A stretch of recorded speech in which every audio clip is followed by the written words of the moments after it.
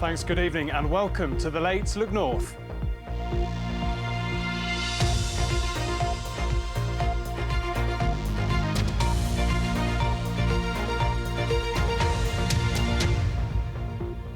First tonight, with rising costs, many school leaders say there's huge pressure on their finances. Education charity The Sutton Trust found in a recent survey of teachers, nearly 2/3 reported that senior leaders were making cuts to teaching assistants and half were cutting back on trips. The government says school funding will reach its highest level in history next year. But one head teacher in West Yorkshire is taking matters into her own hands, as Michelle Lyons reports. Leading by example, the head teacher at New Mill Infant and Primary Schools in Home Firth is about to take on a daring challenge of her own. She's planning to jump out of an aeroplane at 15,000 feet to raise much-needed funds for her school. While it may sound exciting, there's a serious reason behind the stunt. Obviously, the pandemic didn't help. That's put extra pressures on government funding, full stop. We've got the cost of living crisis, and that's impacting on schools as well. Our gas and electric have gone up, that's quadrupled. The cost of resources have gone up, the cost of coaches for trips has gone up, and the amount of funding coming in hasn't. So that makes a big difference. So we're really all struggling right across the Home Valley.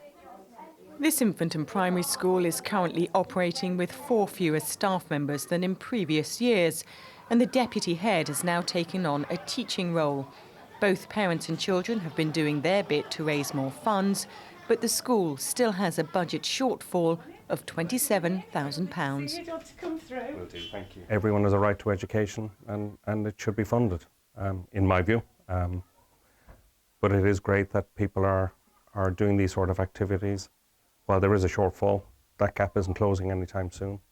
We did litter picking with my family. We raised £200 and we used them for equipment. Miss Barry's done a skydive, so I raised money for her as well, and also because we need some more money to buy like art supplies, more paper and stuff for like printers. A spokesperson for the Department for Education said thousands of schools are receiving significant additional funding as part of the extra £2 billion investment we are providing for both 2023-24 and 2024-25, which will take school funding to its highest level in history next year.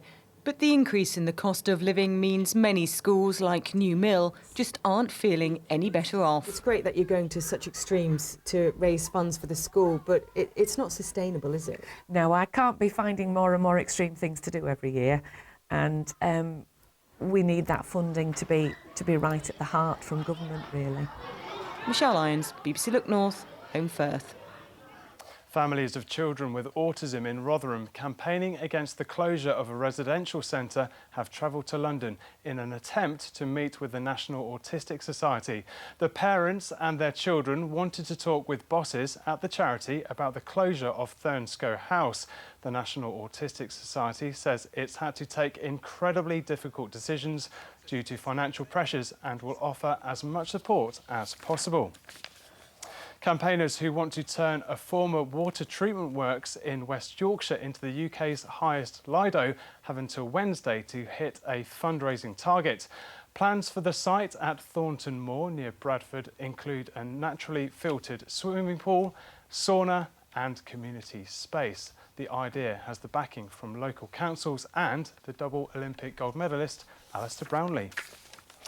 And the Great Yorkshire Show is nearly upon us. 140,000 people are expected at the showground in Harrogate over the next 3 days. It's one of the biggest agricultural shows in the country, and Ollie Constable has been there for us this evening as the showground begins to take shape. Well, Mark, thankfully the weather's been pretty kind to us over the last couple of hours. We've had a bit of rain, but nothing too bad. And as you can see on the ground as well, it's probably needed it after a couple of weeks of really dry weather. Well, 140,000 people set to come down here to the Great Yorkshire Show over the next few days. It's one of the country's biggest agricultural shows, which means that it's pretty important for a lot of the people who are coming here. Exhibitors, the farmers, the people are here to show their animals as well.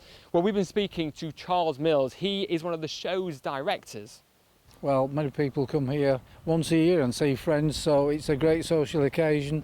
Agriculture is quite an isolated industry, so it gives people a chance to come and have a bit of fun for one day and take the pressure off. Well, we've been very lucky being able to catch a glimpse, a sneak peek of Lorenzo, who's one of the star acts here at the Great Yorkshire Show. He's been going through his drills in the main ring behind us. He's got some horses and some pretty daring skills, rather him than me. And if you are one of the very lucky people to be coming down over the next few days, make sure you bring a brolly because, as always, the great British weather, who knows what it's going to throw at us.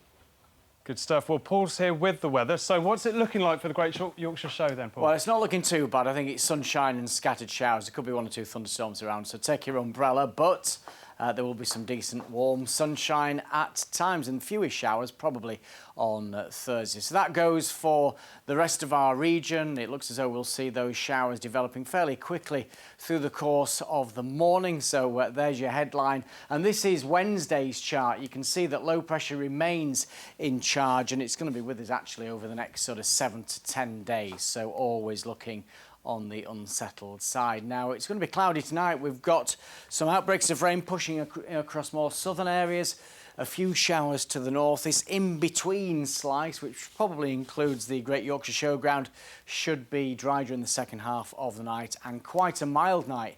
We're looking at lows around 13 degrees Celsius. So for tomorrow then, a bright, increasingly breezy day, sunshine. There's a look at the scattered showers. As I say, 1 or 2 on the thundery side, but they'll tend to fizzle out from the northwest by the end of the day. Highs of 21. That's the forecast. Thank you, Paul, and thank you for watching. Claire's back tomorrow morning from 6:25 in our bulletins as part of the BBC Breakfast programme. From all the late team, have a good night.